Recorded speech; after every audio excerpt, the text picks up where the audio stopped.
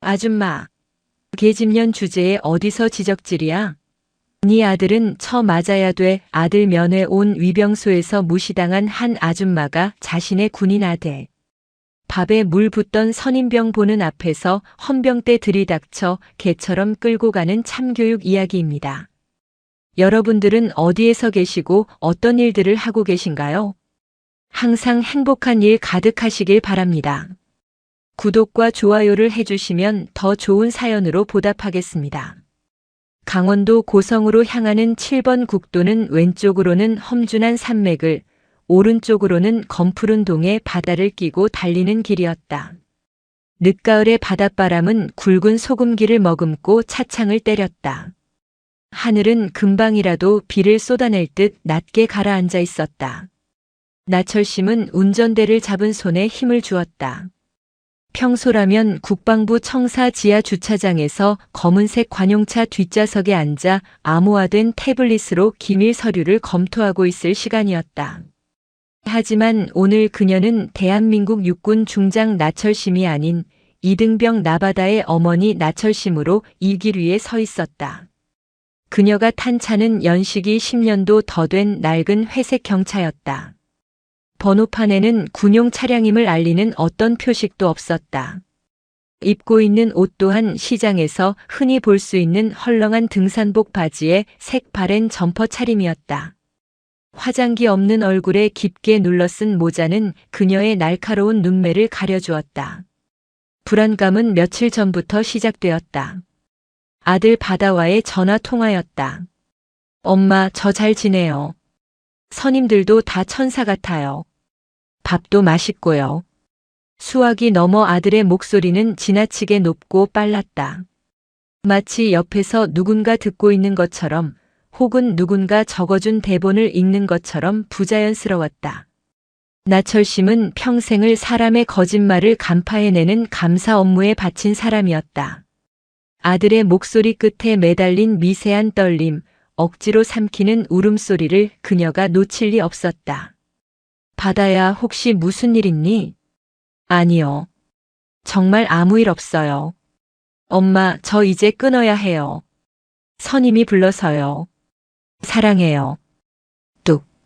전화는 도망치듯 끊겼다. 그 후로 며칠간 연락이 닿지 않았다. 나철심의 직감이 경고음을 울렸다. 22사단 율곡부대.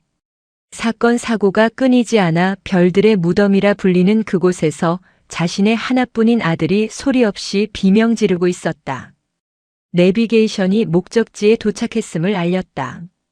고성의 험준한 산자락에 박혀있는 22사단 예하 55연대 3대대 위병소 앞이었다. 위병소의 차단기는 굳게 내려져 있었고 총을 든 초병 2명이 경계 근무를 서고 있었다. 나철심은 차를 세우고 창문을 내렸다. 차가운 바닷바람이 차 안으로 들이닥쳤다. 무슨 일로 오셨습니까? 초병의 목소리는 딱딱했다. 낡은 경차와 초라한 행색의 중년 여성을 보는 그의 눈빛에는 귀찮음이 역력했다. 나바다 입영 면회 왔습니다. 엄마예요. 나철심은 주민등록증을 내밀었다. 군인 신분증은 핸드백 깊숙한 곳, 비밀 주머니에 넣어두었다. 오늘은 철저히 힘없는 민간인이어야 했다. 그래야만 부대의 진짜 민낯을 볼 수 있을 테니까. 아, 신병 어머니시네. 잠시 대기하세요. 행정반에 확인해 봐야 합니다.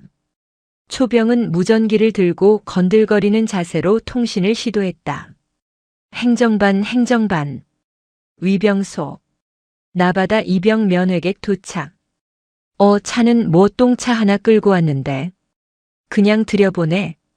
초병의 말소리가 열린 창틈으로 고스란히 들려왔다. 똥차. 나철심의 눈썹이 꿈틀했다. 이것이 대한민국 군대가 국민을 대하는 태도인가. 그녀는 끓어오르는 화를 억누르며 핸들을 꽉 쥐었다. 예, 알겠습니다. 아주머니, 저기 오른쪽에 면회실 건물 보이시죠? 거기로 가서 기다리세요. 차는 아무데나 구석에 박아두시고요. 초병이 차단기를 올리며 손을 휘휘 저었다. 나철심은 대꾸 없이 엑셀을 밟았다. 덜덜거리는 엔진 소리와 함께 차가 역내로 진입했다. 부대 안은 스산했다. 건물 외벽의 페인트는 벗겨져 흉물스러웠고 연병장 구석에는 녹슨 드럼통들이 뒹굴고 있었다. 군단 예산 감사 때 분명 시설 보수비로 막대한 예산을 내려보냈을 텐데 그 돈은 다 어디로 갔단 말인가. 나철심의 눈빛이 매서워졌다. 단순한 면회가 아니었다. 이것은 암행 감찰의 시작이었다. 면회실 건물은 흡사 폐교를 연상케 했다. 입구에 들어서자 퀴퀴한 곰팡이 냄새와 오래된 라면, 국물 냄새가 코를 찔렀다. 내부는 어두침침했고 몇몇 면회객들이 병사들과 앉아 이야기를 나누고 있었다. 하지만 그들의 표정 또한 밝지만은 않았다. 이 부대를 감싸고 있는 무겁고 음습한 공기가 면회실 안까지 잠식하고 있는 듯 했다. 나철심은 구석진 테이블에 자리를 잡고 앉았다. 새벽부터 일어나 끓인 소고기 무국과 아들이 가장 좋아하는 계란말이, 제육볶음이 담긴 보온 도시락을 테이블 위에 올려두었다. 시간이 흘렀다. 10분, 20분, 30분. 약속된 시간이 지났음에도 바다는 나타나지 않았다. 다른 병사들은 방송이 나오자마자 뛰어오는데 왜 내 아들만 보이지 않는가? 그때였다. 철문이 삐걱거리는 소리와 함께 열렸다. 나철심은 자리에서 벌떡 일어났다. 그리고 그 자리에서 얼어붙고 말았다. 들어오는 병사는 분명 자신의 아들 나바다였다. 하지만 그녀가 기억하는 해 맑게 웃으며 입대하던 건강한 청년은 그곳에 없었다.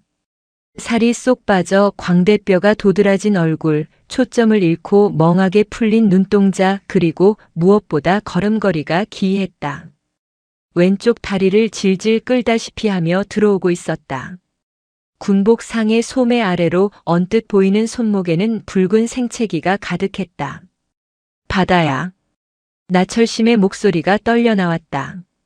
바다가 고개를 들어 어머니를 보았다. 반가움보다는 공포가 먼저 스쳐 지나가는 눈빛이었다. 그는 주위를 두리번거리며 마치 죄인처럼 쭈뼛쭈뼛 다가왔다. 어머니 오셨어요. 목소리는 갈라져서 거의 들리지 않았다. 나철심은 달려가 아들의 손을 잡았다. 손은 얼음장처럼 차가웠고 거칠게 터져 있었다. 다리가 왜 이래? 얼굴은 또 왜 이렇게 반쪽이 됐어? 무슨 일 있었니? 아닙니다. 작업하다가 좀 삐끗했어요. 밥도 잘 먹고 있어요. 진짜예요. 바다는 황급히 어머니의 손을 놓으며 뒤로 물러섰다. 그의 시선은 어머니가 아니라 면회실 입구 쪽을 향해 고정되어 있었다. 마치 포식자가 나타나기를 기다리는 초식동물처럼 온몸을 바들바들 떨고 있었다. 그때 면회실 입구에서 거친 군화 발소리가 들려왔다. 아이고, 우리 폐급 나바다 이병님. 여기서 효도하고 계셨네. 비릿하고 소름 끼치는 목소리가 나철심의 등 뒤를 찔렀다. 나철심은 천천히 뒤를 돌아보았다. 2명의 군인이 짝다리를 짚고 서 있었다. 한 명은 전투복 상의를 풀어 헤치고 껄렁하게 서 있는 병장 장독기였고 다른 한 명은 그 옆에서 이쑤시개를 씹으며 비열하게 웃고 있는 상사 마수구였다. 장독기의 눈빛은 살기로 번들거렸고 마수구의 눈빛은 탐욕으로 번들거렸다. 그들은 인간이라기보다 먹잇감을 앞에 둔 하이에나 떼 같았다. 장독기가 성큼성큼 다가와 나철심이 앉아있던 테이블 모서리에 엉덩이를 걸치고 앉았다. 흙이 잔뜩 묻은 그의 군화발이 나철심이 정성스레 싸온 도시락통을 툭툭 건드렸다. 어머니 오셨나 보지. 인사 안 박냐 이 새끼야. 장독기가 바다를 향해 턱을 까딱거렸다. 바다는 감전된 사람처럼 자리에서 튀어 일어나 부동자세를 취했다. 충성. 병장 장독기님 안녕하십니까? 목소리 봐라. 여기가 안방이냐? 기어들어가는 소리하고 자빠졌네. 니네 엄마 앞이라고 지금 어리광불이냐? 장도끼는 낄낄거리며 바다의 정강이를 군화발로 걷어찼다. 아까 바다가 절뚝거리고 들어왔던 바로 그 달이었다. 바다가 짧은 비명을 삼키며 앞으로 고꾸라질 뻔했다. 테이블을 짚으며 간신히 버텼지만 고통으로 얼굴이 하얗게 질려 있었다. 나철심의 눈앞이 붉게 물들었다. 감찰단장으로서 수많은 부조리를 봐왔지만 내 아들이 내 눈앞에서 짓밟히는 것을 보는 것은 차원이 다른 고통이었다. 지금 뭐 하는 짓입니까? 나철심의 목소리는 낮고 단호했다. 평소 부하 장성들을 호령하던 위엄이 무의식 중에 배어나왔다. 장도끼가 그제야 나철심을 쳐다보았다. 허름한 등산복 차림의 아줌마가 눈을 부라리는 꼴이 우습다는 듯 코웃음을 쳤다. 아, 아줌마. 미안해요. 우리가 워낙 친해서 장난 좀 친 겁니다. 군대에서는 이게 다 전우회라는 거거든요. 아줌마는 여자라 군대를 안 와봐서 모르시겠지만 전우회가 사람을 발로 차는 겁니까? 그리고 당신은 간부 아닙니까? 병사가 폭행당하는데 보고만 있을 겁니까? 나철심이 마수구 상사를 노려보았다. 마수구는 씹던 이쑤시개를 바닥에 퇴뱉었다. 어이, 아주머니. 여기는 군대입니다. 유치원이 아니라고요. 사회에서 오냐오냐 키운 아들내미 여기서 사람 만들고 있는 중이니까 훈수 두지 마시고 밥이나 먹이고 가세요. 나바다 이 녀석 원래 고문관이라 우리가 데리고 있는 것만 해도 감지덕지해야 할 판인데 어디서 큰 소리야. 고문관이라니. 내 아들이 맞을 짓을 했다는 건가? 그럼요. 동작 굼뜨지 말기 못 알아쳐먹지 시키면 덜덜 떨기나 하지. 그러니까 처맞지. 군대가 무슨 보이스카우트인 줄 아나. 마수구는 비아냥거리며 바다에게 다가갔다. 그리고 바다의 어깨를 툭툭 치며 귓속말을 했다. 하지만 나철심의 귀에는 똑똑히 들렸다. 야, 너네 엄마 관리 안 하냐? 남의 부대 와서 이래라 저래라 지랄이야. 오늘 밤에 창고로 튀어와라. 죽여버리기 전에. 바다의 눈동자가 공포로 확장되었다. 아들은 떨리는 목소리로 어머니에게 애원했다. 어머니. 그만하세요. 제발요. 제가 잘못했어요. 장 병장님, 행보관님 죄송합니다. 저희 어머니가 잘 모르셔서 그럽니다. 아들이 빌고 있었다. 가해자가 아니라 피해자가 빌고 있었다. 이 기막힌 상황에 나철심의 심장이 갈갈이 찢겨나가는 것 같았다. 장도끼는 기세가 등등해져서 테이블 위에 놓인 물통을 집어들었다. 아이고, 우리 바다 목마르지. 형이 물 좀 줄게. 그는 실수인 척 물통을 기울여 바다의 식판 위에 쏟아부었다. 정성스레 싸온 소고 기무국과 밥이 엉망진창으로 뒤섞여 꿀꿀이죽처럼 변해버렸다. 아, 미안. 손이 미끄러졌네. 근데 어차피 개밥이나 다름없는 비주얼이라 섞어 먹는 게 더 낫지 않나. 장도끼와 마수구가 동시에 킬킬거렸다. 면회실 안에 다른 병사들과 가족들이 경악한 표정으로 쳐다보았지만 누구 하나 나서서 말리는 사람은 없었다. 장도끼의 악명, 그리고 행보관 마수구의 권력이 두려웠기 때문이다. 나철심은 자리에서 일어났다. 더 이상 참는 것은 불의에 타협하는 것이었다. 사과해. 뭐요? 장도끼가 인상을 찌푸렸다. 내 아들에게 그리고 나에게 사과하라고. 그리고 그 더러운 발 당장 치워. 나철심의 기세에 장도끼가 잠시 주춤했다. 하지만 곧바로 자존심이 상한 듯 얼굴을 붉히며 나철심의 어깨를 손가락으로 푹 밀었다. 이 아줌마가 진짜 돌았나? 야, 여기가 어딘 줄 알고 소리 질러. 아줌마, 주제 파악 좀 해. 아들 군 생활 꼬이게 하기 싫으면 찌그러져 있으라고. 우리가 누군 줄 알아. 우리는 여기서 법이고 왕이야. 알았어. 장도끼의 손가락질, 마수구의 비웃음, 공포에 질려 바들바들 떠는 아들. 나철심은 결심했다. 이제 연극은 끝났다. 그래. 너희가 왕이라고 했나? 그럼 나는 그 왕의 목을 치러 온 저승사자다. 나철심은 핸드백을 열었다. 낡은 지갑 대신 검은색 가죽 케이스에 담긴 특수 보안 단말기를 꺼냈다. 어이구, 뭐 어디 일이리에 신고라도 하시게. 경찰 불러봐야 여기 못 들어와, 이 무식한 아줌마야. 마수구가 비웃으며 팔짱을 꼈다. 나철심은 그들의 조롱을 무시한 채 단말기의 지문 인식 센서에 엄지를 올렸다. 화면에 붉은색 보안 로고가 뜨며 국방부 장관 직통 라인이 연결되었다. 통화 연결음은 단 한 번밖에 울리지 않았다. 예, 장관입니다. 나 단장, 주말에 무슨 급한 일입니까? 스피커폰이 아님에도 불구하고 조용한 면회실의 국방부 장관의 중후한 목소리가 또렷하게 울려 퍼졌다. 나철심은 차갑게 가라앉은 그러나 분노로 인해 서리빨처럼 날카로운 목소리로 대답했다.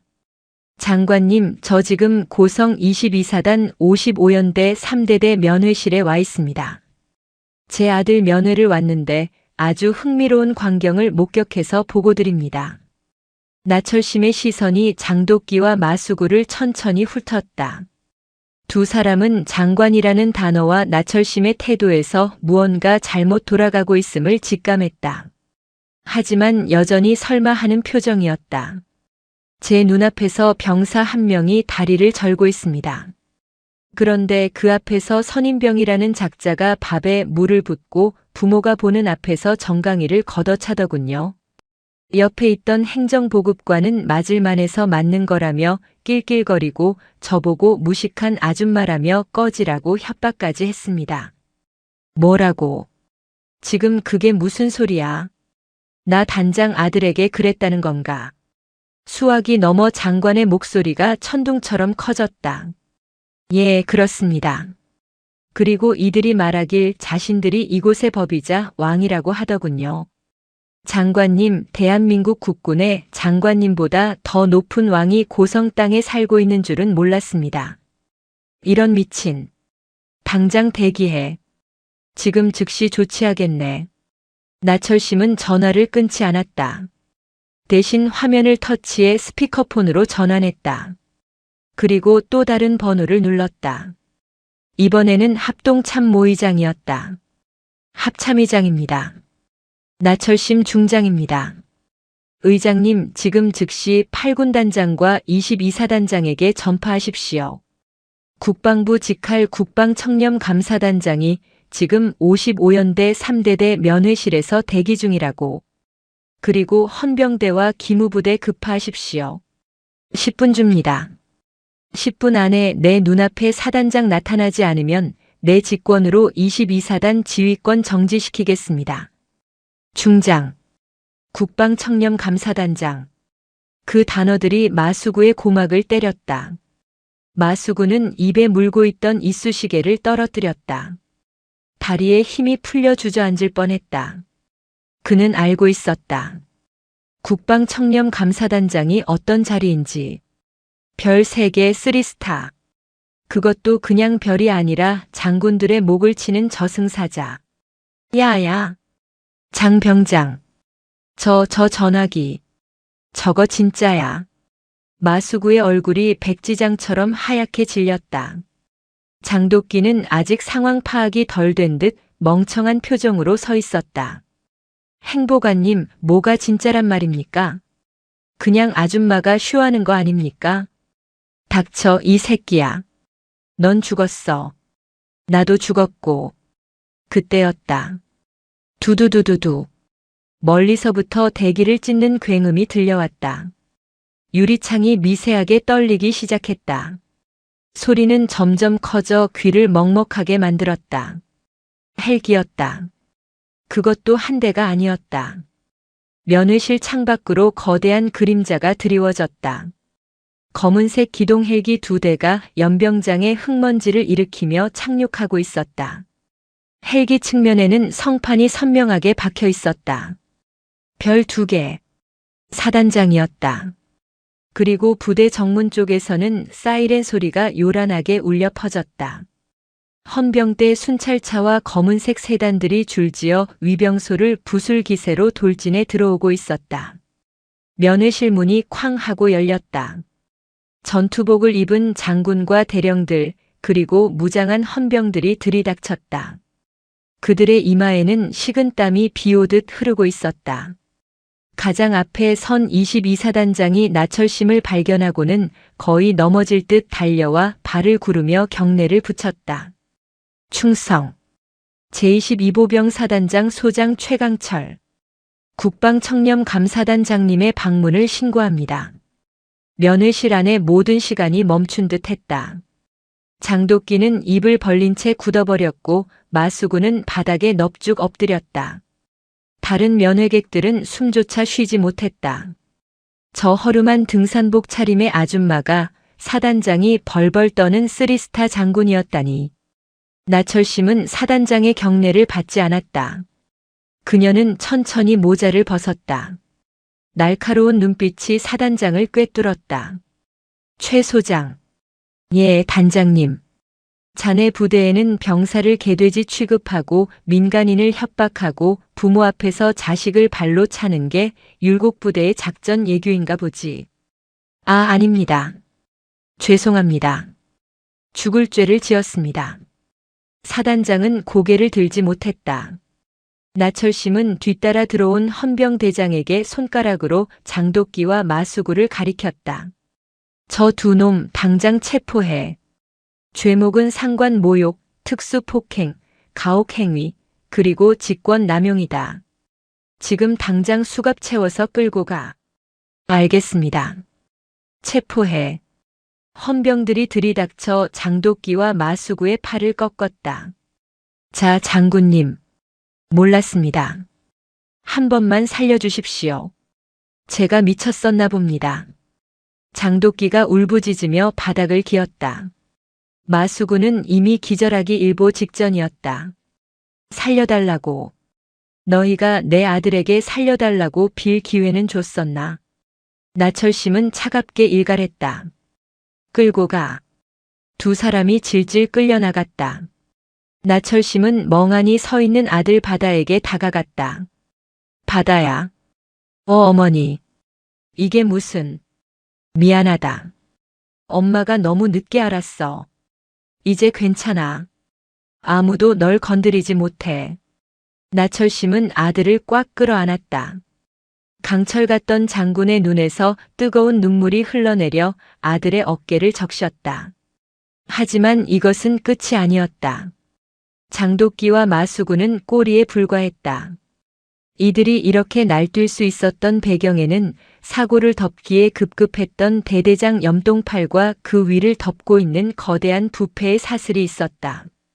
나철심은 눈물을 닦고 다시 고개를 들었다. 그녀의 눈은 이제 고성의 파도보다 더 무섭게 소용돌이치고 있었다. 사단장, 그리고 헌병대장. 지금부터 55연대 3대대에 대한 특별정밀 감사를 실시한다. 내 아들 몸에 난 상처 하나하나 전부 다 조사해. 그리고 이 부대 땅 밑에 숨겨진 비리란 비리는 모조리 파내라. 오늘 밤 이 부대에서 편하게 잠잘 수 있는 놈은 아무도 없을 것이다. 고성의 하늘에 천둥이 쳤다. 폭풍이 시작되고 있었다. 고성의 바닷바람은 국군 강릉병원 응급실의 창문을 덜컹거리게 만들었다. 22사단 헌병대와 의무대의 호위를 받으며 도착한 이곳은 이미 전시 상황을 방불케 하는 긴장감에 휩싸여 있었다.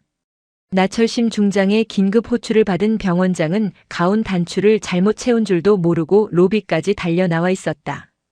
나철심은 응급처치실 앞 차가운 철제 의자에 앉아 있었다.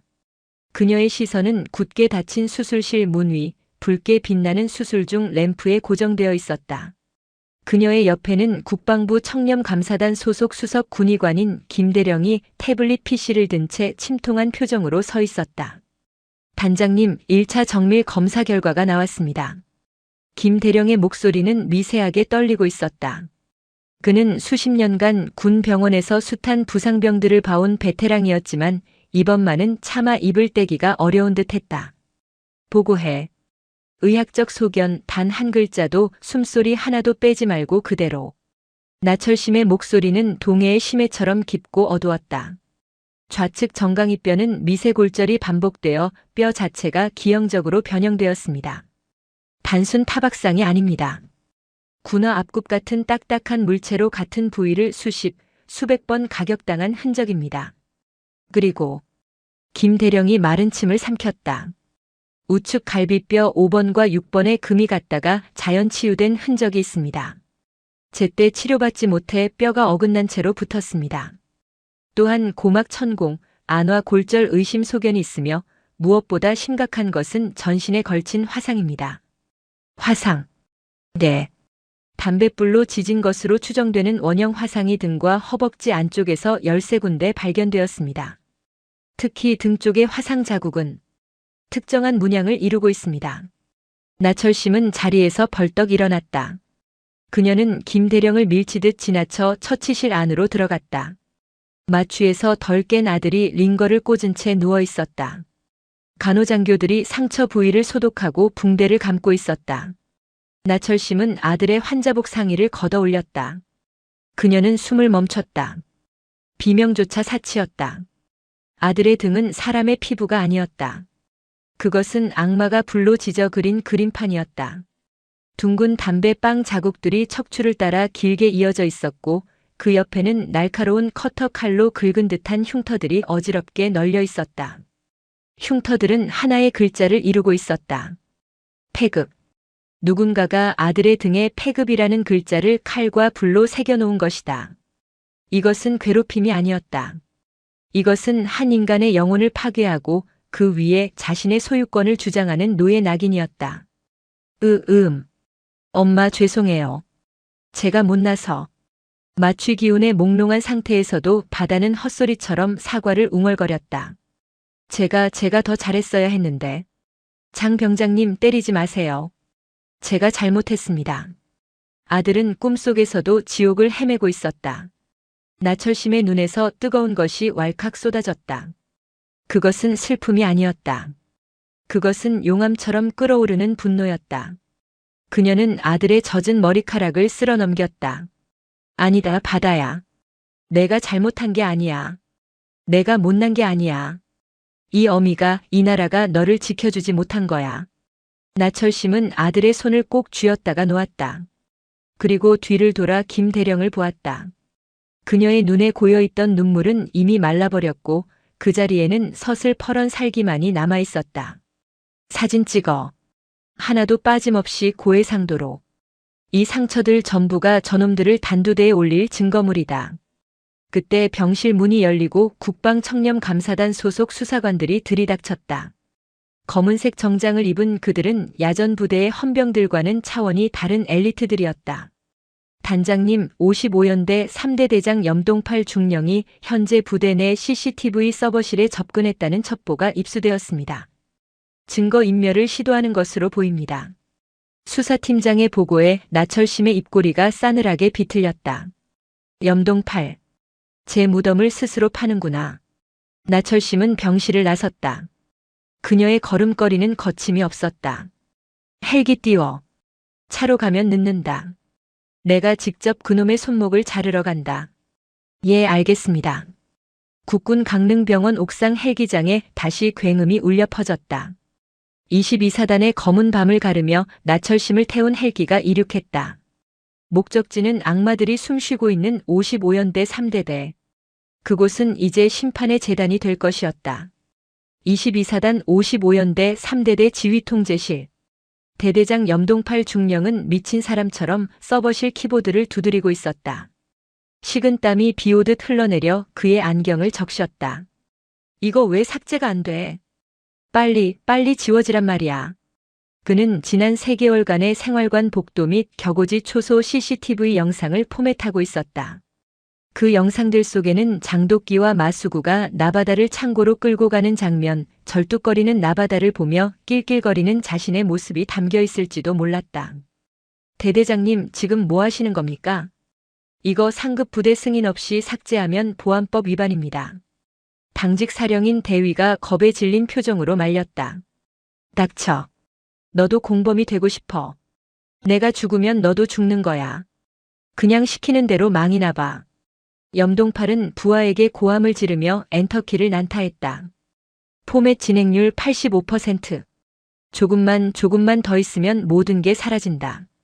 나바다는 그냥 훈련 중에 다친 거고 나는 몰랐던 거다. 국방부 감사단장이 와도 증거가 없으면 어쩔 거야. 그때였다. 쾅.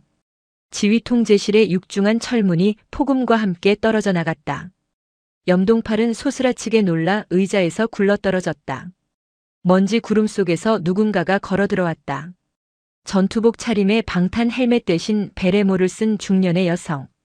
나철심이었다. 그녀의 뒤로는 완전 무장한 국방부 헌병 특임대원들이 총구를 겨누며 진입했다. 손들어. 움직이면 쏜다. 특임대원들의 고함 소리에 상황병들과 당직 사령이 바닥에 납작 엎드렸다. 염동팔은 엉덩이로 뒷걸음질치며 서버실 구석으로 몰렸다. 나철심 중장님. 이게 무슨 행패입니까? 아무리 감사단장이라도 일선 부대 지휘 통제실을 이렇게 무력으로. 나철심은 대꾸하지 않았다. 그녀는 성큼성큼 다가와 염동팔이 조작하던 컴퓨터 모니터를 보았다. 포맷 진행 중. 92%. 나철심은 서버 본체의 전원 코드를 거칠게 뽑아버렸다. 화면이 툭 꺼졌다. 디지털 포렌식 팀 들어오라고 해. 하드디스크 뜯어내서 복구해. 90%가 아니라 99%가 지워졌어도 먼지 한 톨까지 다 찾아내. 그녀의 명령에 감식 반원들이 달려들어 컴퓨터를 분해하기 시작했다. 나철심은 바닥에 주저앉은 염동팔을 내려다보았다. 경멸이 가득 담긴 눈빛이었다. 염동팔 중령. 자네가 지금 지우려고 했던 게 단순한 데이터 쪼가리인 줄 아나? 그건 내 아들의 피눈물이고 자네가 묵인한 범죄의 기록이야. 오해십니다. 저는 그저 서버 오류를 점검하려던 것뿐입니다. 나바다 이병일은 정말 유감입니다만 저는 정말 몰랐습니다. 중대 간부들이 보고를 누락해서. 몰랐다. 보고 누락이다. 나철심이 싸늘하게 웃었다. 그녀는 품에서 녹음기 하나를 꺼냈다. 조금 전 헌병대 취조실에서 마수구 상사가 자백한 내용이 담긴 녹음기였다. 재생 버튼. 치지직거리는 소음 뒤에 마수구의 울먹이는 목소리가 흘러나왔다. 대대장님이 시키셨습니다. 나바다 그 새끼 관심병사 냄새나니까 사고 안 치게 꽉 잡으라고. 장독기 시켜서 군기 확실하게 잡으라고 직접 지시하셨습니다. 만약 걔 때문에 부대에 사고 나서 진급 누락되면 저희 다 죽여버린다고 하셨습니다. 염동팔의 얼굴이 흑빛으로 변했다. 거짓말입니다. 저놈이 살려고 저를 모함하는 겁니다. 아직도 입이 살았구나. 나철심은 손짓했다. 특임대원 2명이 밖에서 장독기 병장을 끌고 들어왔다. 장독기는 이미 공포에 질려 실성한 사람처럼 희죽거리고 있었다. 야, 장독기.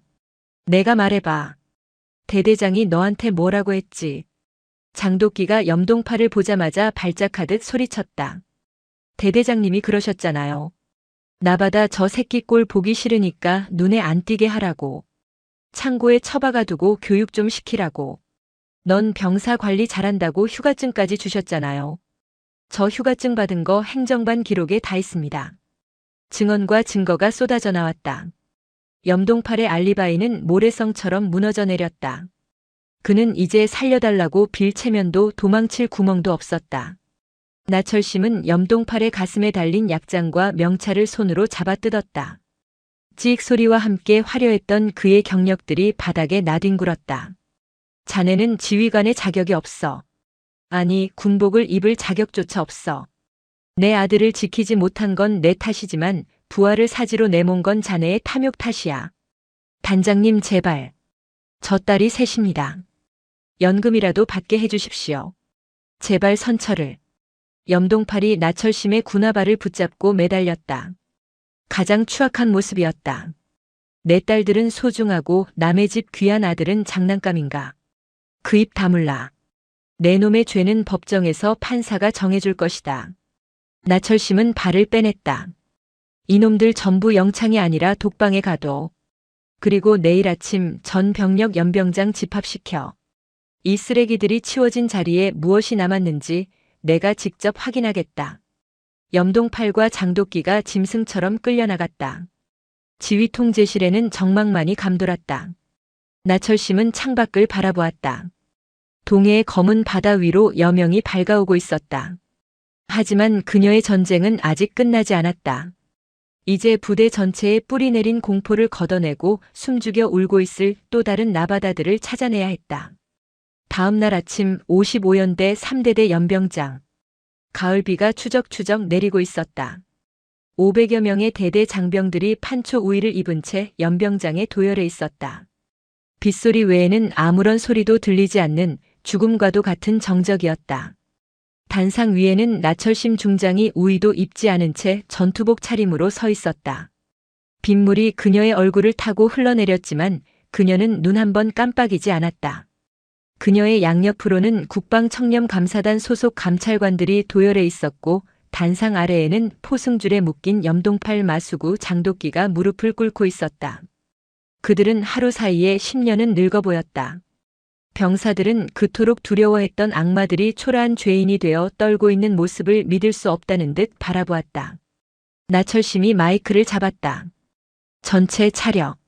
그녀의 구령은 스피커를 찢을 듯 강렬했다. 나는 국방부 국방청렴감사단장 중장 나철심이다. 그리고 어제 이곳에서 구타당하고 고문당하고 영혼이 파괴된 나바다 이병의 어미다. 병사들 사이에서 웅성거림이 일었다. 패급이라고 놀림받던 나바다의 어머니가 3스타 장군이었다니. 충격은 파도처럼 번져나갔다.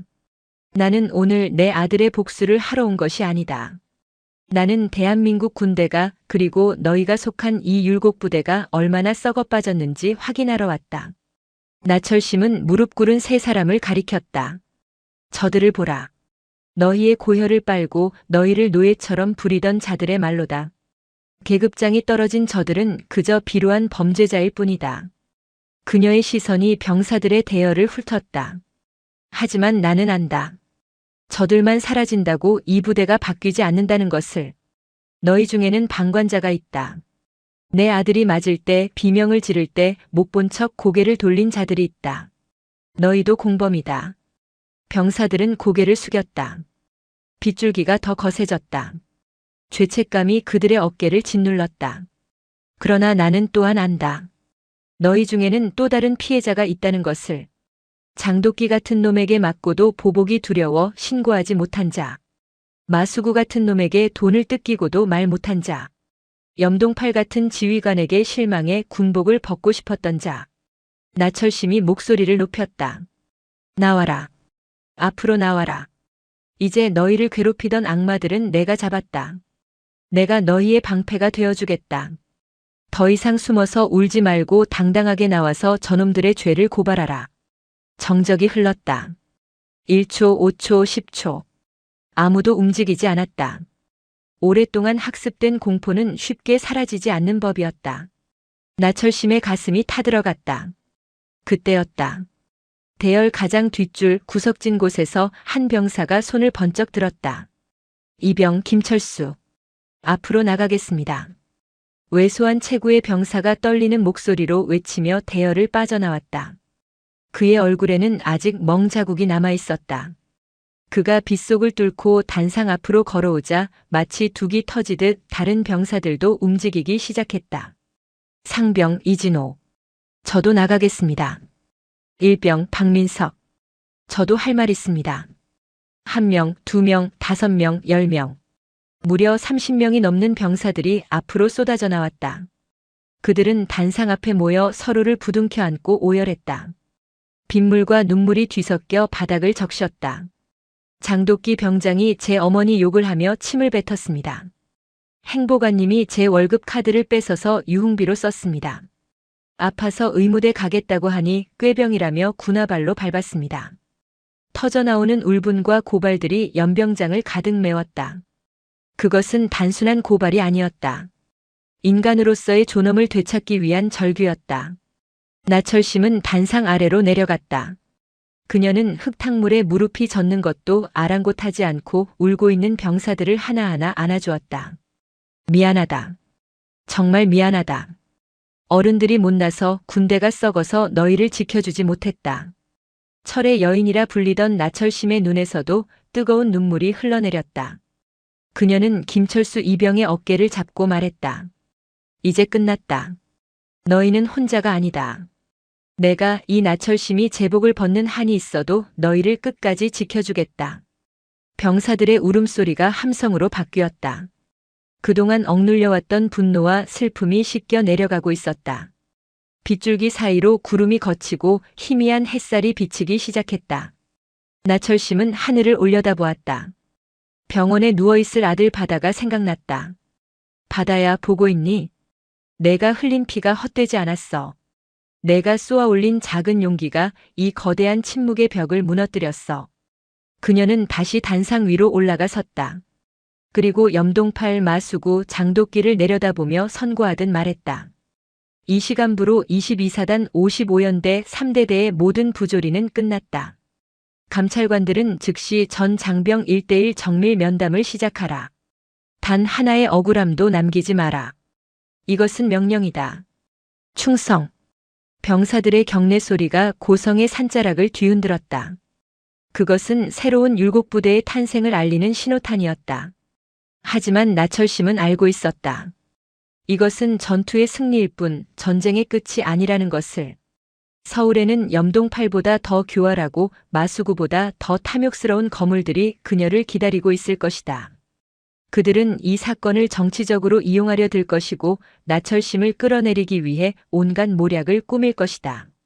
나철심은 주먹을 꽉 쥐었다. 기다려라, 여의도의 하이에나들. 고성의 파도가 너희를 삼키러 간다. 고성의 비바람은 멈췄지만 서울의 공기는 그보다 훨씬 탁하고 무거웠다. 나철심 중장이 아들 바다를 국군수도병원 중환자실로 이송하고 22사단에 대한 대대적인 감사를 지시한 지 48시간이 지난 시점이었다. 용산 국방부 청사.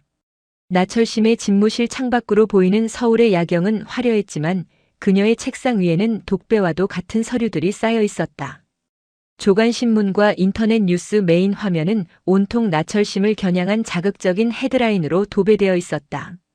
국방청렴감사단장, 아들 문제로 야전부대 지휘권 무력화 논란 삼성 장군의 빗나간 모성애, 헬기 동원의 아들 구출작전군 인권센터, 나철심 중장의 월권행위 비판, 사적 감정 개입 우려.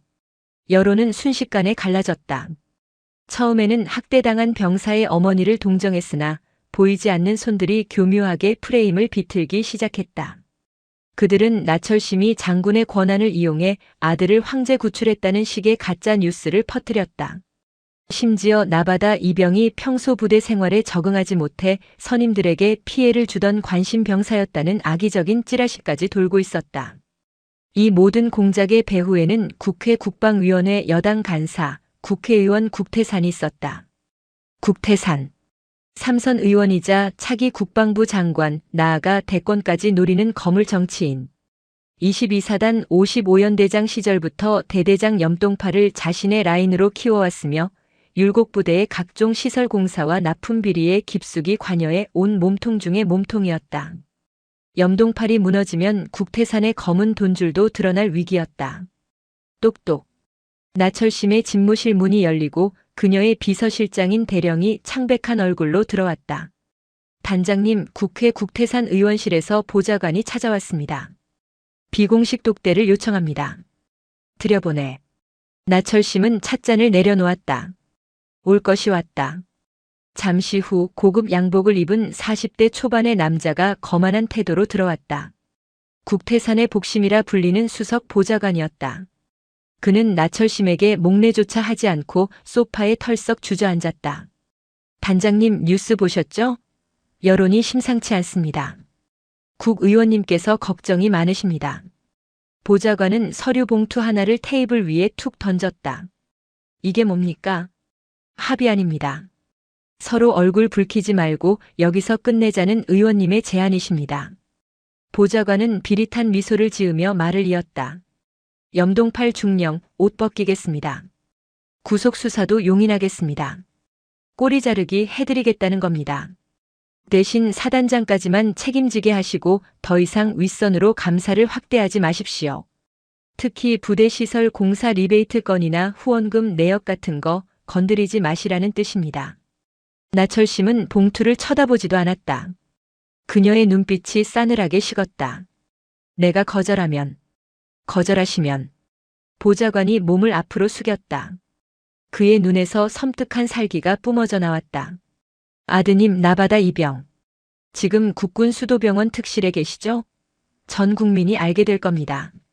나바다 이병이 사실은 군 생활 부적응자였고 동료들을 괴롭히다가 선임들에게 훈계 좀 들은 걸 가지고 엄마 백 믿고 쇼한 거라고. 그리고 단장님은 아들 하나 때문에 국가 안보를 위협하고 지휘 체계를 무너뜨린 미친 엄마로 낙인 찍혀 불명예 전역하게 되실 겁니다.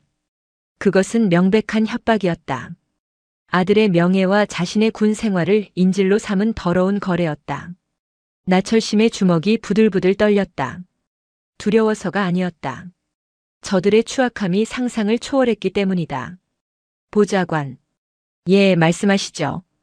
현명한 판단 기다립니다. 가서 국태산에게 전해. 내 아들은 이미 지옥을 보고 왔다. 그 아이의 등에 폐급이라는 낙인을 찍은 놈들이 이제는 그 아이의 영혼에까지 낙인을 찍으려 드는구나. 나철심이 자리에서 일어났다. 그녀는 테이블 위에 놓인 봉투를 집어들어 보좌관의 면상에 집어 던졌다. 종이들이 눈발처럼 흩날렸다. 내 집무실에서 당장 꺼져. 그리고 국태산에게 똑똑히 전해라. 나는 거래하러 온 게 아니라 선전포고하러 왔다고. 내 아들을 건드린 대가가 무엇인지 뼈저리게 후회하게 만들어주겠다고. 이 여자가 진짜 미쳤나? 보좌관이 얼굴을 붉히며 소리쳤다. 헌병. 나철심의 고함에 무장한 헌병들이 집무실로 들이닥쳤다. 이자를 끌어내. 공무집행방해 및 협박 혐의로 긴급 체포해. 놓아. 내가 누군 줄 알아. 국태산 의원님 보좌관이야. 보좌관이 질질 끌려나갔다. 복도 끝까지 그의 악쓰는 소리가 메아리쳤다. 나철심은 거친 숨을 몰아쉬었다. 이제 돌아올 수 없는 강을 건넜다. 내일 열릴 국회 국방위원회 긴급 현안 질의.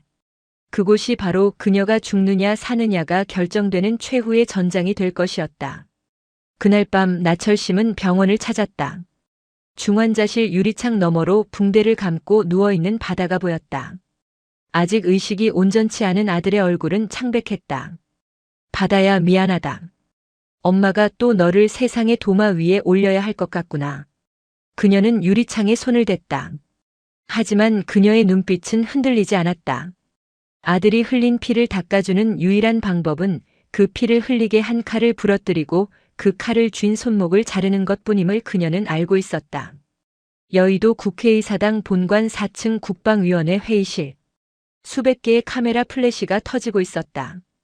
대한민국 군 수뇌부가 총출동한 가운데 증인석 중앙에는 정복을 입은 나철심 중장이 꼿꼿하게 앉아 있었다.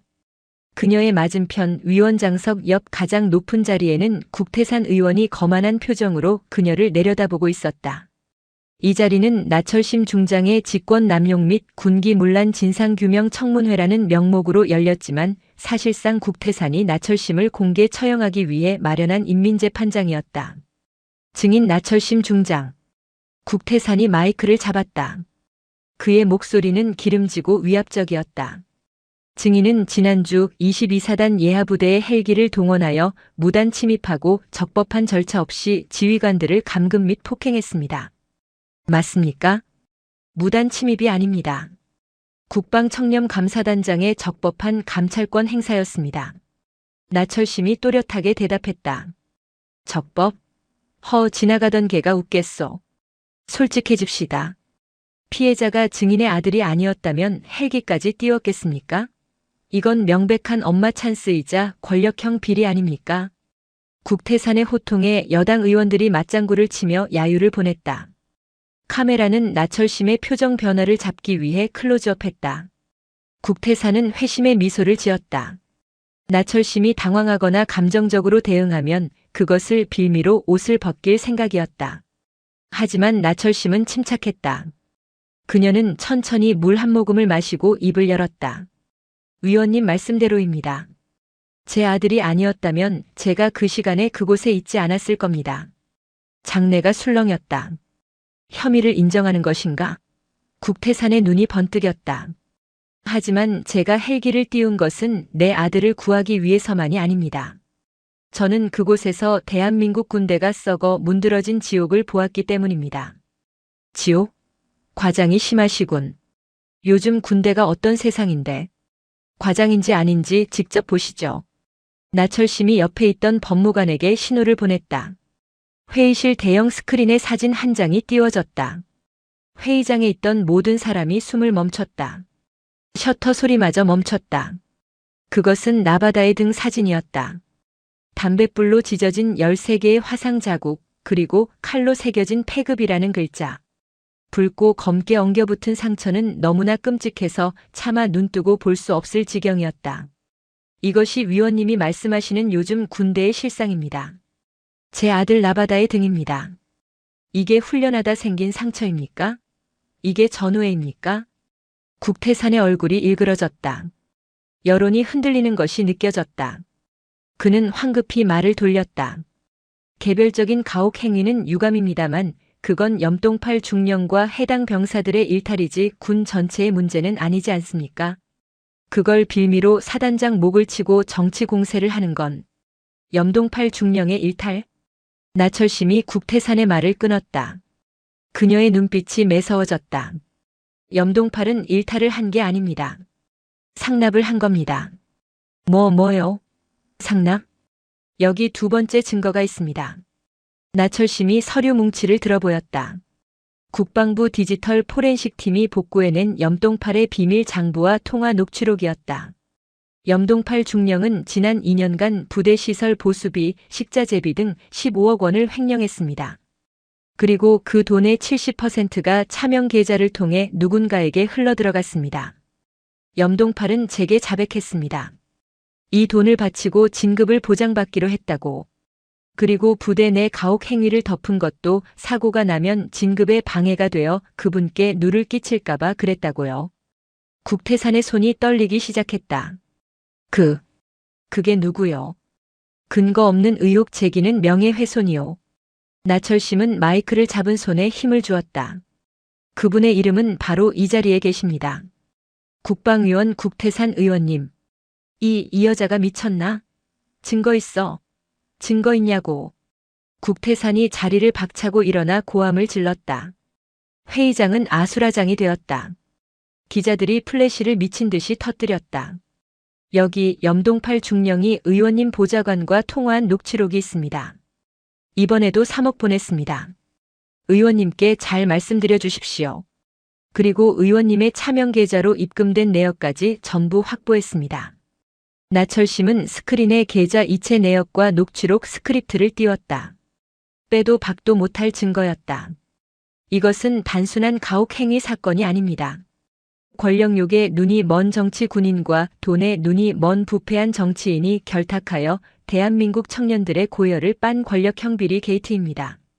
내 아들 나바다는 그리고 고성 땅에서 신음하던 수많은 병사는 당신들의 탐욕을 채우기 위한 재물이었던 겁니다. 나철심의 사자후가 회의장을 뒤흔들었다. 국태산은 다리에 힘이 풀려 의자에 주저앉았다. 그의 정치 생명이 끝나는 순간이었다. 하지만 나철심은 여기서 멈추지 않았다. 마지막으로 보여드릴 게 있습니다. 그녀는 테이블 아래에서 붉은 보자기에 쌓인 상자를 꺼냈다. 이것은 제 아들 나바다의 진술서가 아닙니다. 그녀는 상자를 뒤집어 수백 장의 편지와 진술서를 테이블 위에 쏟아부었다. 제가 22사단을 감사하며 찾아낸 또 다른 피해 병사 30명의 피 묻은 진술서입니다. 김일병, 최상병, 박이병. 이들의 부모는 장군이 아닙니다. 국회의원도 아닙니다. 평범한 시장 상인, 회사원, 농부입니다. 그래서 이 아이들은 맞아도 돈을 뺏겨도 어디 하소연할 곳이 없었습니다. 나철심의 눈에 눈물이 고였다. 제가 헬기를 띄우지 않았다면, 제가 미친 엄마 소리를 들으며 국태산 의원과 맞서지 않았다면 이 아이들은 지금도 지옥 속에 있었을 겁니다. 저는 제 아들 하나를 구한 게 아닙니다. 저는 대한민국의 아들들을 구한 겁니다. 저를 파면하시겠다면 하십시오. 하지만 이 진실만은 덮을 수 없을 겁니다. 나철심이 거수경례를 올렸다. 이상입니다. 정적이 흘렀다. 그리고 잠시 후 방청석 뒤쪽에서 박수 소리가 터져 나왔다. 피해 병사들의 부모들이었다. 박수 소리는 삽시간에 회의장 전체로 퍼져나갔다. 여당 의원들조차 고개를 숙였고 국태사는 얼굴을 감싸쥐었다. 진실의 저울은 완전히 기울었다. 국회 청문회가 끝난 직후 대한민국은 발칵 뒤집혔다. 검찰 특수부는 국태산 의원의 집무실과 자택을 압수수색했다. 염동팔 중령의 진술과 나철심이 제출한 증거는 너무나 명백하여 국태산은 빠져나갈 구멍이 없었다. 그는 뇌물수수, 정치자금법 위반, 직권남용 혐의로 구속영장이 청구되었다. TV 뉴스에서는 국태산이 포승줄에 묶여 검찰청으로 들어가는 모습이 생중계되었다. 혐의를 인정하십니까?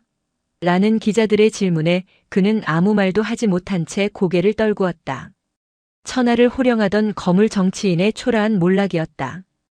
22사단장 최강철 소장 역시 지휘 책임과 직무유기 혐의로 보직 해임되어 불명예 전역했다. 염동팔 중령은 군사법원에서 징역 15년을, 마수구 상사와 장도끼 병장은 각각 징역 10년과 7년을 선고받았다. 재판부는 국가의 의무를 다하러 온 청년들을 사리사욕의 도구로 삼고 인격을 말살한 죄는 그 어떤 변명으로도 용서받을 수 없다며 엄벌을 내렸다. 며칠 후 국군 수도병원. 나철심은 가벼운 사복 차림으로 병실을 찾았다. 중환자실에서 일반 병실로 옮긴 바다는 침대 헤드에 기대어 앉아 있었다. 붓기는 많이 빠졌지만 아직 얼굴 곳곳에 남은 흉터가 마음을 아프게 했다. 엄마. 바다가 링거 꽂은 손을 들어 어머니를 반겼다. 뉴스 봤어요. 엄마가. 다 하셨더라고요. 바다의 눈시울이 붉어졌다. 그는 TV를 통해 어머니가 국회에서 사자후를 토하는 모습을, 자신의 찢어진 등을 세상에 공개하며 절규하는 모습을 모두 보았다. 부끄럽지는 않았니? 내 상처를 다 보여줘서. 나철심이 조심스럽게 물었다. 바다는 고개를 저었다. 아니요. 시원했어요. 제 등에 찍힌 낙인이 이제는 저놈들의 이마에 찍힌 죄수 번호가 되었잖아요. 바다가 옅게 웃었다. 그리고 엄마가 보여준 그 진술서들. 제 동기들 거 맞죠? 철수랑 민석이. 그래. 그 녀석들이 너한테 고맙다고 전해달라더라. 내가 아니었으면 평생 숨도 못 쉬고 살았을 거라고. 제가 한 게 아니에요. 엄마가 하신 거죠. 아니야. 내가 버텨준 덕분이야. 내가 살아있어줘서 엄마가 싸울 수 있었던 거야. 나철심은 아들의 손을 잡고 이마에 갖다 대었다. 따뜻한 체온이 전해져 왔다. 지옥 같던 지난 몇 달의 시간이 주마등처럼 스쳐 지나갔다. 엄마. 응? 저 전역하면 다시 공부할래요. 군대 꼴도 보기 싫었는데. 생각이 바뀌었어요. 바다의 눈빛이 반짝였다. 저 같은 피해자가 다시는 안 나오게 하려면 힘이 있어야 할 것 같아요. 법 공부해서 군 인권 변호사가 되고 싶어요. 엄마는 안에서 썩은 살을 도려내시고 저는 밖에서 억울한 병사들을 지켜주고요. 나철심은 놀란 눈으로 아들을 바라보았다. 그토록 유약해 보였던 아들이 어느새 폭풍우를 견디고 단단한 거목으로 성장해 있었다. 그래. 아주 좋은 생각이구나. 엄마보다 훨씬 훌륭한 사람이 될 거야. 나철심은 아들을 꽉 끌어안았다. 창밖으로 따스한 가을 햇살이 쏟아져 들어왔다. 병실 안의 공기는 더 이상 차갑지 않았다. 그날 오후 나철심은 다시 국방부로 복귀했다. 그녀의 책상 위에는 대통령의 친필 서명이 담긴 임명장이 놓여 있었다. 국방개혁위원회 위원장 중장 나철심. 단순한 감찰단장을 넘어 대한민국 군대 전체의 시스템을 뜯어고칠 전권을 부여받은 것이다. 여론의 전폭적인 지지와 피해 병사 가족들의 탄원이 만들어낸 결과였다. 나철심은 창밖을 바라보았다. 서울의 하늘은 맑게 개어 있었다. 하지만 그녀는 알고 있었다. 22사단의 비리는 빙산의 일각일 뿐이라는 것을. 아직도 전국의 수많은 부대에서 보이지 않는 곳에서 신음하고 있을 또 다른 나바다들이 있다는 것을. 그녀는 전투복 상의를 입고 지퍼를 끝까지 올렸다. 베레모를 쓰고 거울 속에 자신을 바라보았다. 이제 시작이다. 나철심은 집무실을 나섰다. 그녀의 군화 소리가 복도를 울렸다. 그것은 썩은 환부를 향해 다가가는 집도이의 발걸음이자 어둠을 걷어내려가는 아침 해의 행진이었다. 고성의 파도는 잠잠해졌지만 나철심이라는 거대한 해일은 이제 막 대한민국을 덮치려 하고 있었다. 겨울이 지나고 봄이 오듯 대한민국 군대에도 거대한 해빙기가 찾아왔다. 나철심 중장이 국방개혁위원장으로 취임한 지 3년이라는 시간이 흘렀다. 그 3년은 군내의 부패 세력에게는 혹독한 빙하기였으나 힘없는 병사들에게는 따스한 봄볕과도 같은 시간이었다. 용산 국방부 별관 국방개혁위원회 위원장실. 나철심은 창밖으로 보이는 남산을 바라보며 따뜻한 차를 한 모금 마셨다. 그녀의 머리카락에는 어느새 흰 눈이 조금씩 내려앉아 있었지만 눈빛만은 여전히 3년 전 고성 앞바다의 파도처럼 푸르고 깊었다. 책상 위에는 두툼한 보고서가 놓여 있었다. 표지에는 군 인권 개선 및 병영 문화 혁신 최종 성과 보고라는 제목이 적혀 있었다. 나철심의 칼날은 매서웠다. 그녀는 취임 직후 원 스트라이크 아웃 제도를 도입했다. 병사에 대한 구타, 폭언, 금품 갈취가 적발될 경우 지휘 고하를 막론하고 즉시 옷을 벗기는 강력한 제도였다. 처음에는 간부들의 반발이 심했다. 지휘권을 위축시킨다. 군 기강이 해이해진다는 볼멘 소리가 터져나왔다. 하지만 나철심은 물러서지 않았다. 사람을 때려서 세우는 기강은 조폭의 규율이지 군대의 기강이 아니다. 그녀의 일갈과 함께 수십 명의 부패한 별들이 떨어졌고 수백 명의 간부가 징계위원회에 회부되었다. 22사단 사건의 주범이었던 국태산 전 의원과 염동팔 전 중령은 여전히 차가운 감방에서 죗값을 치르고 있었다. 그들이 수감되었다는 소식은 군 전체에 강력한 경고 메시지가 되었다. 아무리 높은 권력도 아무리 튼튼한 동아줄도 나철심의 칼날 앞에서는 무용지물이라는 것을 모두가 깨달았다. 이제 군대에서는 병사들이 휴대전화를 자유롭게 사용하며 부당한 지시를 녹음하고 익명 신고 앱을 통해 실시간으로 고충을 토로했다.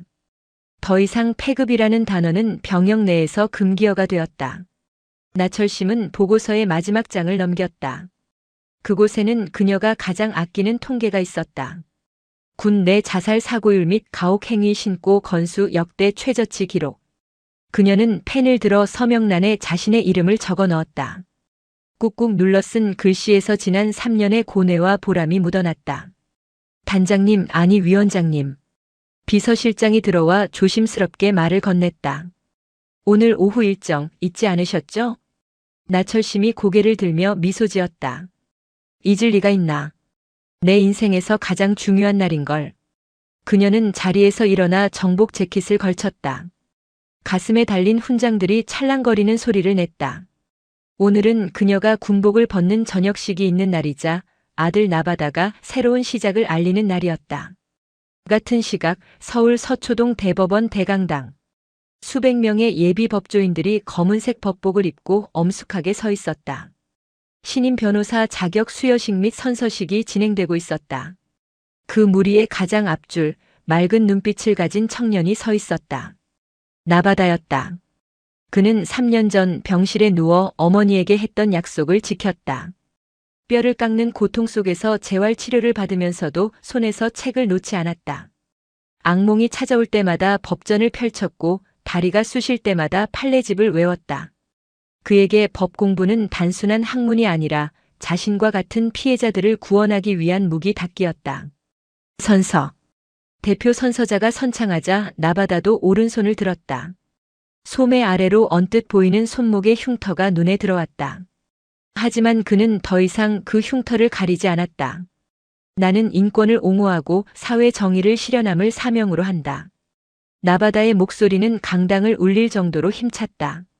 고성 면회실에서 장독기 앞에서 벌벌 떨던 그 유약한 이등병은 이제 없었다. 지옥불을 견디고 단련된 강철 같은 법조인만이 그곳에 서 있었다.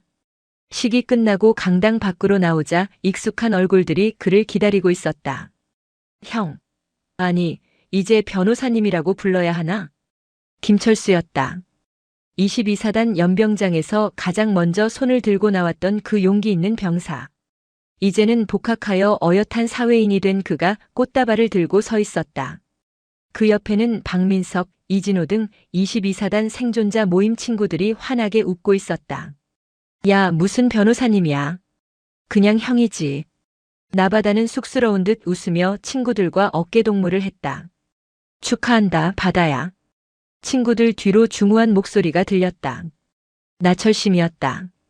저녁식을 마치고 바로 달려온 그녀는 사복 차림이었다. 화려한 장군의 정복보다 어머니라는 이름의 평상복이 그녀에게는 더 잘 어울렸다. 어머니. 나바다가 달려가 어머니를 안았다. 고생했다, 내 아들. 정말 고생했어.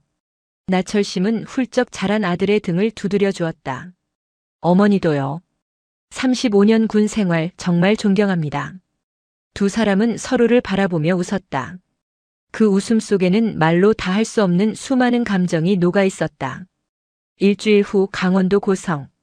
나철심과 나바다는 다시 7번 국도 위에 있었다. 낡은 경차가 아니라 바다가 첫 월급을 타서 렌트한 하얀색 승용차였다. 운전대는 바다가 잡았다. 어머니, 기분 어떠세요?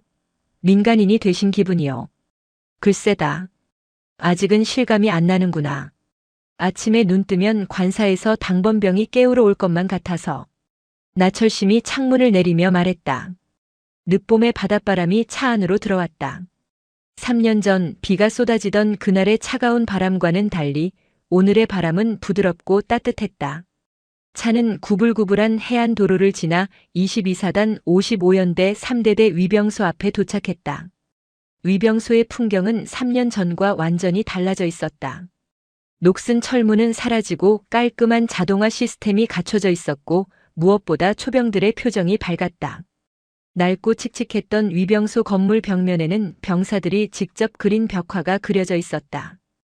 방문 목적이 어떻게 되십니까? 초병이 밝은 목소리로 물었다. 나바다 변호사입니다. 그리고 이분은 제 어머니시고요. 부대 개방 행사에 초대받아서 왔습니다. 아, 변호사님.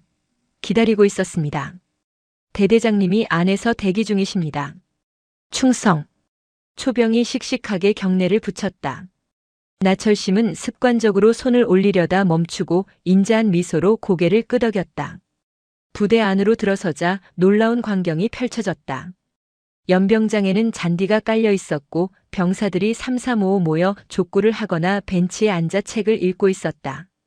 과거 음습한 기운이 감돌던 막사는 리모델링되어 깨끗한 현대식 건물로 탈바꿈해 있었다. 나바다의 시선이 본능적으로 막사 뒤편을 향했다. 그곳에는 그를 지옥으로 몰아넣었던 창고가 있었다. 장도끼와 마수구가 그를 끌고 가서 불로 지지고 때리던 그 공포의 공간. 하지만 창고는 온데간데 없었다. 그 자리에는 아담한 2층짜리 건물이 들어서 있었다. 입구에는 율곡 북카페 앤드 마음 치유센터라는 간판이 걸려 있었다. 어서 오십시오. 환영합니다. 새로 부임한 대대장과 주임원사가 달려 나와 두 사람을 맞이했다. 세상에 부대가 몰라보게 변했군요. 나철심이 감탄하며 말했다. 다 전임 위원장님 덕분입니다. 위원장님이 내려보내주신 예산으로 가장 먼저 저 창고부터 밀어버렸습니다. 그리고 병사들이 쉴 수 있는 공간을 만들었죠. 대대장의 안내를 받아 북카페 안으로 들어갔다. 은은한 커피 향과 조용한 음악이 흐르고 있었다. 병사들이 편안한 소파에 기대어 쉬고 있는 모습은 과거의 3대대에서는 상상조차 할 수 없는 풍경이었다. 나바다는 2층 테라스로 나갔다. 그곳에서는 동해의 바다가 한눈에 내려다 보였다. 여기였어요. 바다가 난간을 잡으며 말했다. 네. 여기가 제가 제일 많이 맞았던 자리예요. 밤마다 여기에 무릎 꿇고 앉아서 바다를 보며 생각했거든요. 그냥 저 바다에 뛰어들어서 죽어버릴까? 그러면 이 고통이 끝날까? 나철심이 아들의 손을 잡았다. 바다의 손은 더 이상 떨리지 않았다. 하지만 이제는 아니에요. 바다가 어머니를 보며 미소 지었다. 이제 이 자리는 제가 커피를 마시며 바다를 볼 수 있는 곳이 되었잖아요. 죽고 싶은 장소가 아니라 살고 싶은 장소가 되었어요. 그때 한 병사가 조심스럽게 다가왔다. 계급장은 이병이었다. 저, 혹시 나바다 변호사님 아니십니까? 네, 맞습니다만. 병사는 갑자기 울먹이며 90도로 허리를 숙였다. 감사합니다. 정말 감사합니다. 변호사님이 쓰신 책, 별을 삼킨 파도를 읽고 입대했습니다. 저도 입대하기 전에 군대가 너무 무서웠는데 변호사님 덕분에 용기를 얻었습니다. 저희 부대가 이렇게 좋아진 게 다 변호사님과 어머님 덕분이라고 들었습니다. 바다는 당황해서 어쩔 줄 몰랐다. 나철심이 흐뭇하게 아들을 바라보았다. 아니다. 우리가 한 게 아니야. 너희 선배들이 그리고 지금 복무하는 너희들이 용기를 내서 바꾼 거야. 우리는 그저 거들었을 뿐이다. 나철심의 말에 병사는 다시 한번 경례를 하고 돌아갔다. 부대를 나오는 길 두 사람은 차를 돌려 근처 해변으로 향했다. 인적이 드문 백사장에는 파도가 하얗게 부서지고 있었다. 나철심과 바다는 신발을 벗고 모래밭을 걸었다. 차가운 바닷물이 발가락 사이를 간지럽혔다. 엄마. 응. 행복하세요? 바다의 뜬금없는 질문에 나철심이 멈춰섰다. 그녀는 바다를 향해 고개를 돌렸다. 석양이 지기 시작한 하늘, 붉게 물든 바다, 그리고 그보다 더 아름다운 아들의 얼굴. 행복하다. 그녀가 대답했다. 장군이 되었을 때도 훈장을 받았을 때도 이렇게 행복하지는 않았어. 그런데 지금 군복을 벗고 평범한 아줌마가 되어 내 아들과 이렇게 걷고 있는 지금이 내 인생에서 가장 행복하구나. 저도요.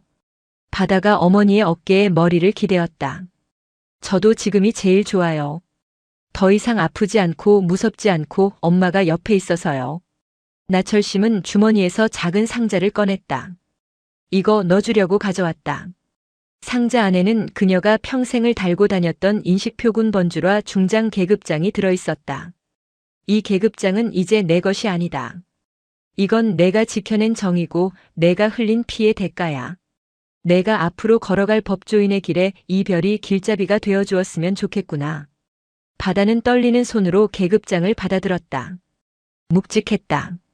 쇠붙이의 무게가 아니라 어머니의 인생 무게가 느껴졌다. 소중히 간직하겠습니다. 그리고 부끄럽지 않게 살겠습니다. 힘없는 사람들의 방패가 되고 억울한 사람들의 목소리가 되겠습니다. 엄마처럼요. 바다는 있는 힘껏 계급장이 든 상자를 쥔 손을 가슴에 품었다. 나철심은 바다를 향해 몸을 돌렸다. 바다야, 저기 봐라. 그녀가 가리킨 곳은 수평선 너머였다. 해가 지고 어둠이 깔리기 시작하자 하늘에는 하나둘 별이 뜨기 시작했다. 그리고 검은 바다 위로 오징어 배에 집어든 불빛이 별처럼 반짝이며 떠올랐다. 옛날에 사람들은 바다가 별을 삼킨다고 생각했지. 하지만 아니란다. 바다는 별을 삼키는 게 아니라 품어주는 거야. 어둠 속에 잠긴 별들이 다시 떠오를 수 있도록 가장 낮은 곳에서 받쳐주는 거지. 나철심이 아들의 눈을 바라보았다. 너는 한때 파도에 휩쓸려 사라질 뻔한 별이었다. 하지만 봐라. 너는 다시 떠올랐어. 그 어떤 별보다 찬란하게 빛나고 있어. 바다의 눈에서 눈물이 흘러내렸다. 슬픔의 눈물이 아닌 벅찬 감동의 눈물이었다. 사랑해요, 엄마. 나도 사랑한다, 내 아들. 두 사람은 서로를 꼭 끌어안았다. 고성의 파도 소리가 그들의 포옹을 축복하듯 우렁차게 울려 퍼졌다. 어둠이 완전히 내려앉았지만 그들은 두렵지 않았다.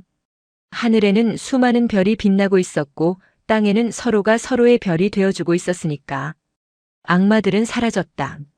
상처는 아물어 흉터가 되었지만 그 흉터는 이제 단단한 껍질이 되어 그들을 지켜줄 것이다. 나철심이라는 강철의 여제와 나바다라는 희망의 청년. 그들이 함께 써내려간 이 기적 같은 이야기는 고성의 전설이 되어 앞으로도 오랫동안 파도를 타고 전해질 것이다. 세상 그 어떤 어둠도 어머니의 사랑이라는 빛을 이길 수는 없다는 사실을. 오늘도 요지경 사연을 잘 들어주셔서 감사합니다.